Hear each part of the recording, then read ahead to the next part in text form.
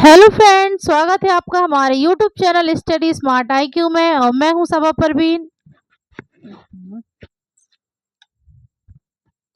Hello friends, स्वागत है आपका हमारे YouTube channel study smart IQ में। और मैं हूं सबा परवीन और आज हम फिर पढ़ने जा रहे हैं एसएससी एमटी 2025 के लिए जी के जीएस की क्लास, जिसमें हम डिस्कस कर रहे हैं प्रीवियस ईयर क्वेश्चंस। और ये हमारी क्लास 23 है और इससे पहले हम 22 क्लासेस ही कर चुके हैं। और आज इस क्लास में हम पढ़ने वाले हैं 17 अक्टूबर 2024 के शिफ्ट 3 के जी के जीएस के previous year questions. So I hope आपको ये वीडियो पसंद आती हो। और ऐसी ही वीडियो देखने के लिए हमारे चैनल को लाइक करें, शेयर करें, सब्सक्राइब करना ना भूलें। तो चलिए स्टार्ट करते हैं आज की क्लास। सो फर्स्ट है, निम्नलिखित में से किस मुगल बादशाह ने अपनी पत्नी मेहरुन्निसा के सम्मान में चांदी के सिक्के जारी किए थे? तो किस मुगल बादशाह ने अपनी पत्नी मेहरुन्निसा के सम्मान में चांदी के सिक्के जारी किए थे? हुमायूं, जहांगीर, औरंगजेब या अकबर? तो ये किस मुगल बादशाह ने शुरू किए थे चांदी के सिक्के अपनी पत्नी मेहरुन्निसा के सम्मान में? तो ये किए थे जहांगीर ने। ठीक है, right answer option B, Jahangir. Jahangir की बात करें तो जहांगीर ये किसका बेटा था? तो जहांगीर यह अकबर का बेटा था। ओके, यह अकबर का बेटा था जहांगीर। जहांगीर इसने न्याय की जंजीर का निर्माण करवाया। ठीक है ना, न्याय की जंजीर, जिसे जंजीर ए अदल कहा जाता है। ठीक है ना, जंजीर ए अदल की शुरुआत की थी किसने? जहांगीर ने, जिसे बजाकर लोग न्याय की मांग करते थे राजा से। ठीक है, इसके अलावा अकबर जहांगीर ने किन चीजों का निर्माण करवाया? तो इसने निर्माण करवाया था शालीमार बाग का। शालीमार बाग का निर्माण करवाया श्रीनगर में। इसने नूरजहां का मकबरा बनवाया। नूरजहां का मकबरा बनवाया। इतामुद्दौला का मकबरा बनवाया। इतामुद्दौला का मकबरा बनवाया और अकबर का मकबरा बनवाया। ठीक है ना, अकबर का मकबरा भी बनवाया था किसने? जहांगीर ने। ठीक है, फिर हम बात करें ऑप्शन में हुमायूं की। ठीक है, हुमायूं ये कौन था? तो हुमायूं यह बाबर का बेटा था। ठीक है, बाबर का बेटा था हुमायूं। बाबर वह शख्स था जिसने मुगल वंश की स्थापना की थी। ठीक है, तो हुमायूं यह बाबर का बेटा था। यहाँ पर हुमायूं के युद्ध ही इंपॉर्टेंट है, तो हम यहाँ पे उनकी ही बात करेंगे। ठीक है, तो हुमायूं के युद्ध कौन से थे? तो जो इम्पोर्टेंट युद्ध थे तो चौसा का युद्ध। ठीक है ना, चौसा का युद्ध ये कब हुआ था? ये हुआ था 1539 में। ठीक है, हुमायूं वर्सेस शेर शाह सूरी के बीच। ठीक है, हुमायूं वर्सेस शेर शाह सूरी के बीच ये युद्ध हुआ था। ठीक है ना, चौसा का युद्ध। इसके बाद और कौन सा युद्ध हुआ था? तो हुआ था कन्नौज बिलग्राम का युद्ध। ठीक है ना, कन्नौज बिलग्राम का युद्ध हुआ था, जो कि 1540 में हुआ था। और यह भी हुमायूं और शेरशाह सूरी के बीच हुआ था। ठीक है, फिर इसके बाद हुमायूं ने कौन सा युद्ध किया? तो ये किया था सरहिंद का युद्ध। ठीक है ना, सरहिंद का युद्ध ये हुआ था 1555 में। हुमायूं वर्सेस सिकंदर शाह सूरी के बीच। ठीक है, हुमायूं वर्सेस सिकंदर सूरी के बीच ये युद्ध हुआ था सरहिंद का। ओके, फिर आते हैं ऑप्शन में औरंगजेब पर। तो औरंगजेब ये कौन था? ये शाहजहां का बेटा था। ठीक है, औरंगजेब ये शाहजहां का बेटा था। औरंगजेब ने कौन कौन से युद्ध किए थे? तो इसने युद्ध किए थे सामूगढ़ का युद्ध। सामूगढ़ का युद्ध ये किया था इसने 1658 में। और इसके अलावा खजवा का युद्ध तो ये किया था इसने 1659 में। ठीक है, सामूगढ़ का युद्ध 1658 में, खजवा का युद्ध 1659 में किए थे औरंगजेब ने। ठीक है, औरंगजेब ने किन चीजों का निर्माण करवाया था? इसने जिन चीजों का निर्माण करवाया वो है लाहौर में मोती मस्जिद का निर्माण, ठीक है। और लाहौर में दिल्ली में करवाया था इसने मोती मस्जिद का निर्माण, ठीक है ना। दिल्ली में करवाया था मोती मस्जिद का निर्माण और लाहौर में करवाया था बादशाही मस्जिद का निर्माण, ठीक है। लाहौर में करवाया था बादशाही मस्जिद का निर्माण करवाया था किसने? औरंगजेब ने, ठीक है। दिल्ली में मोती मस्जिद का निर्माण और लाहौर में बादशाही मस्जिद का निर्माण करवाया था, ओके, औरंगजेब ने। फिर बात करें अकबर की, तो अकबर यह किसका बेटा था? तो अकबर यह हुमायूं का बेटा था, यह हुमायूं का बेटा था।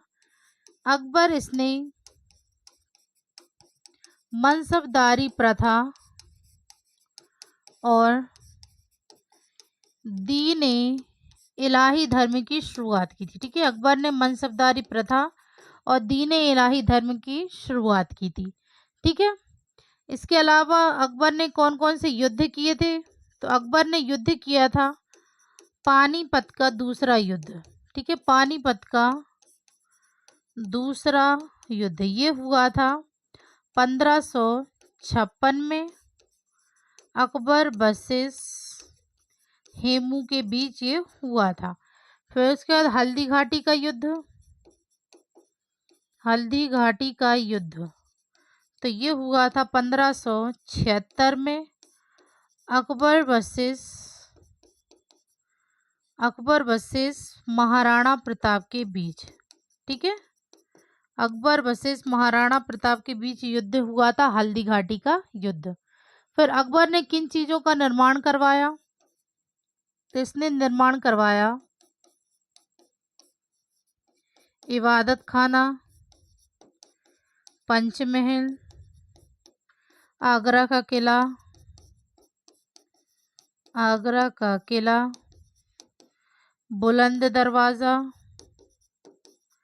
बुलंद दरवाज़ा और फतेहपुर सीकरी शहर को बसाया था, ठीक है। इन चीज़ों का निर्माण करवाया था किसने? अकबर ने, ओके। चलिए, तो ये थी इसके बारे में डिटेल, तो आप इसे अच्छे से नोट कीजिएगा और इसे रिवाइज करते रहिए। चलिए, तो आगे बढ़ते हैं, हम नेक्स्ट क्वेश्चन लेते हैं। सो नेक्स्ट क्वेश्चन है 1873 में सत्यशोधक समाज की स्थापना किसने की? तो 1873 में, ठीक है, सत्यशोधक समाज की स्थापना किसने की थी? ज्योतिबा फुले, गोपाल गणेश अयंगर या विनोबा भावे या वीर सावरकर? तो 1873 में सत्यशोधक समाज की स्थापना की थी ज्योतिबा फुले ने। राइट आंसर है ऑप्शन ए, ज्योतिबा फुले।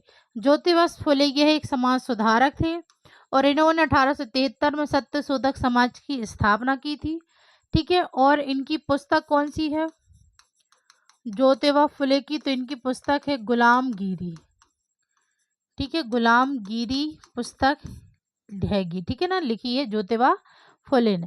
फिर गोपाल गणेश अयंगर, तो यह समाज सुधारक थे, ठीक है, यह समाज सुधारक थे और इन्होंने डेक्कन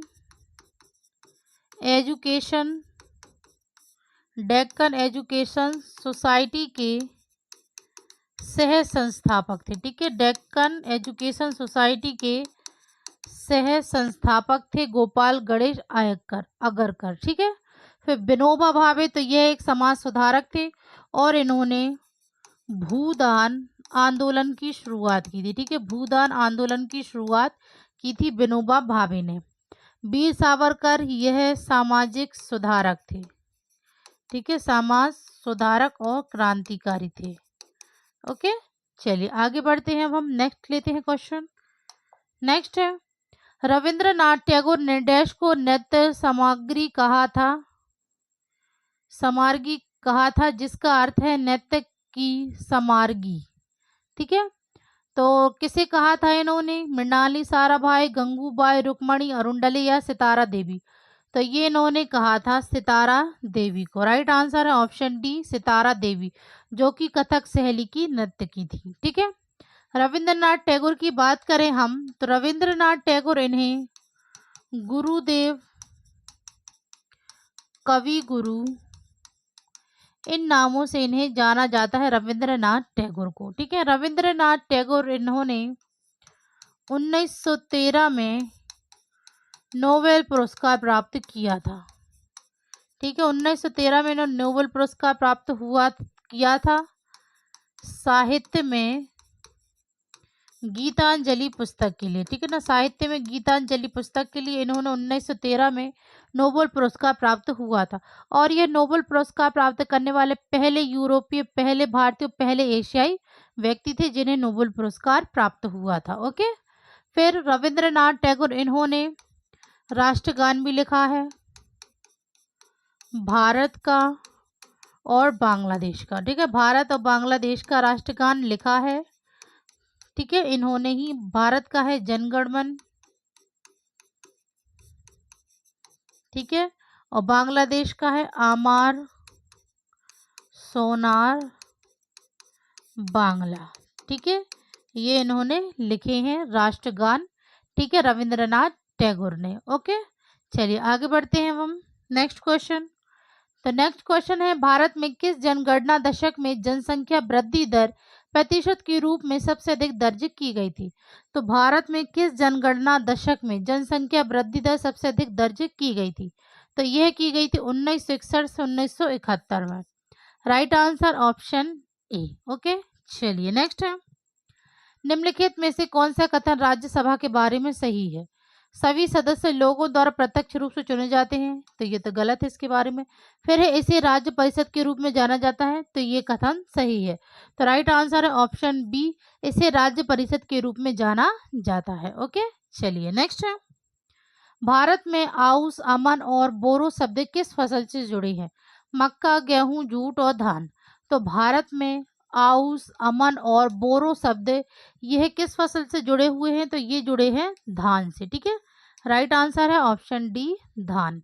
चलिए आगे बढ़ते हैं नेक्स्ट है, एक ऊंची कूद में एक खिलाड़ी को एक निश्चित ऊंचाई पार करने के कितने मौके मिलते हैं? 3 मौके, 2 मौके, 4 मौके या 6 मौके?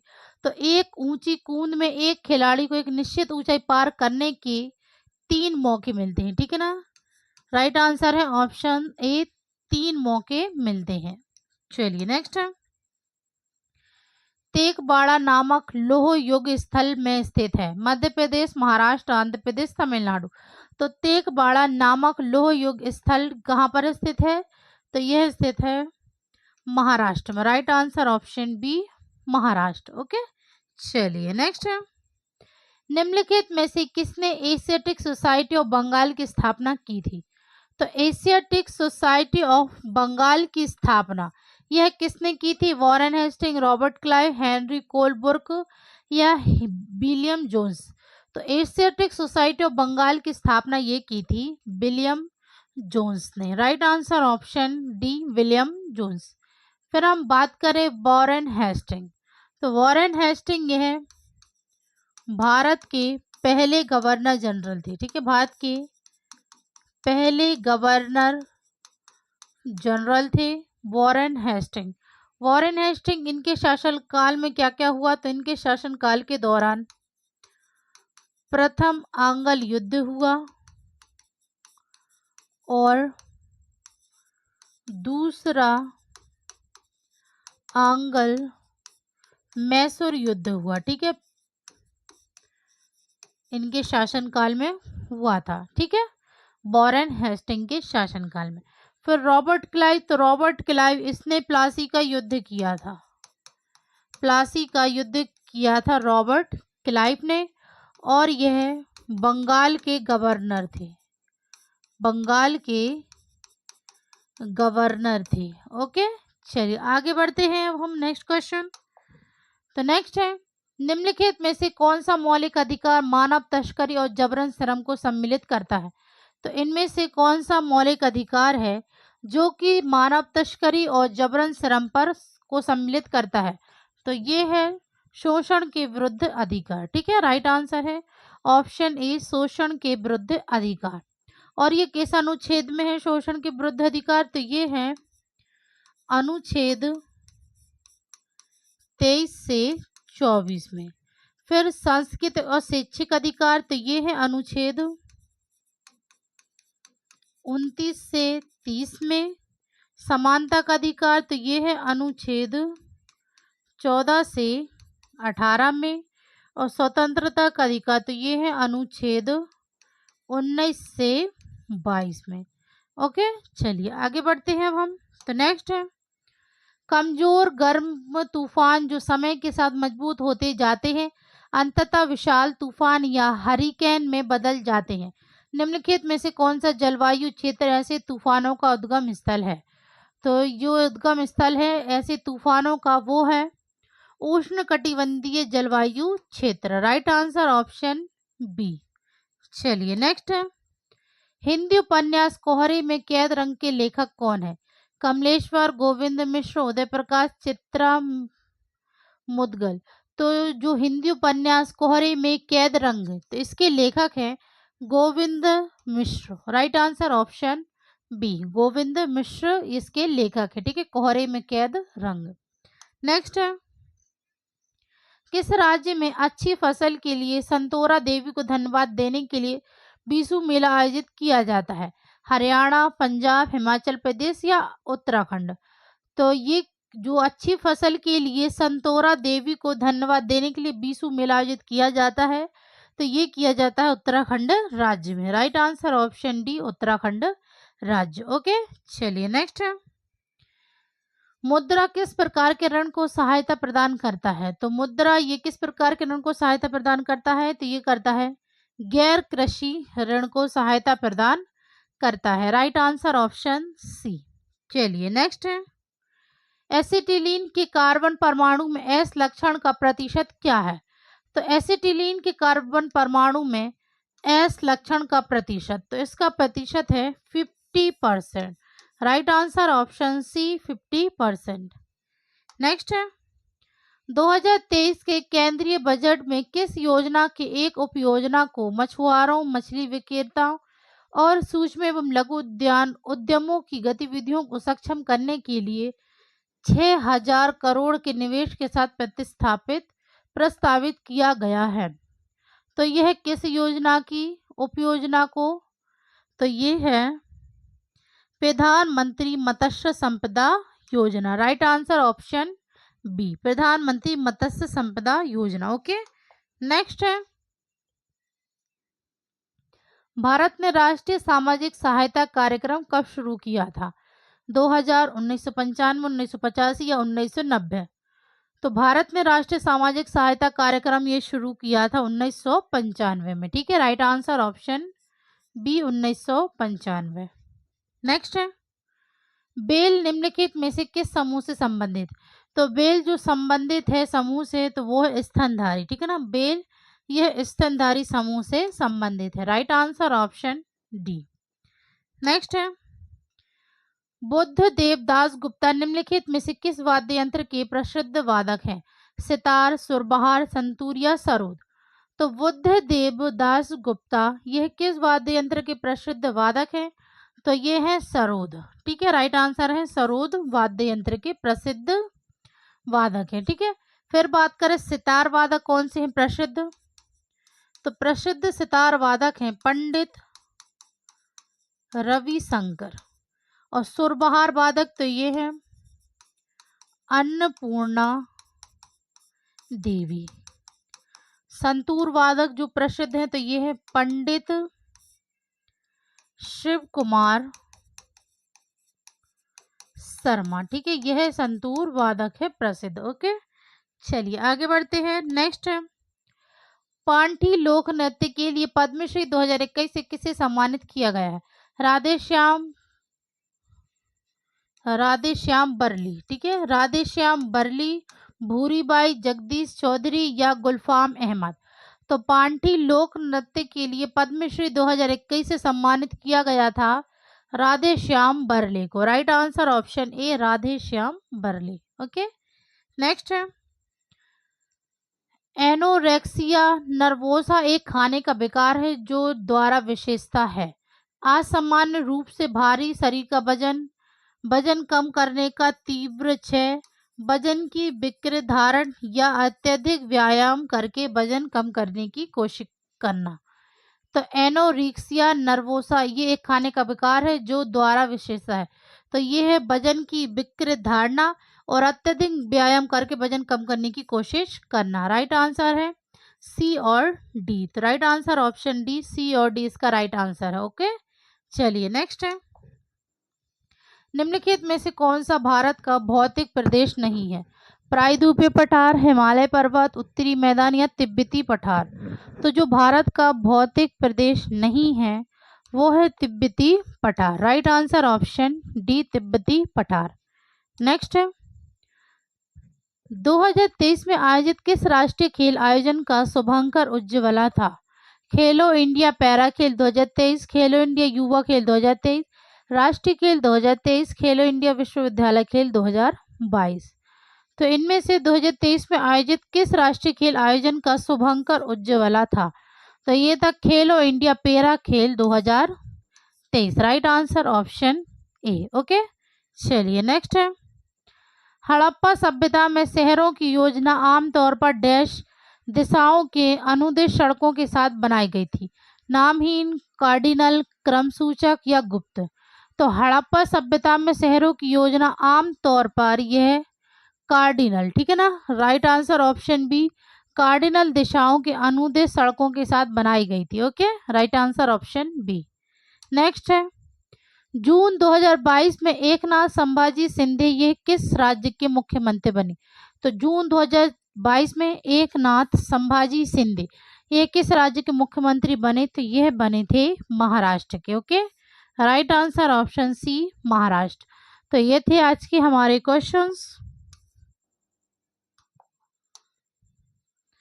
सो आई होप आपको ये वीडियो पसंद आई हो, और ऐसी ही वीडियो देखने के लिए हमारे चैनल को लाइक करें, शेयर करें, सब्सक्राइब करना ना भूलें। तो मिलते हैं आपसे कल अगली वीडियो में, तब तक के लिए good luck and goodbye. Thank you.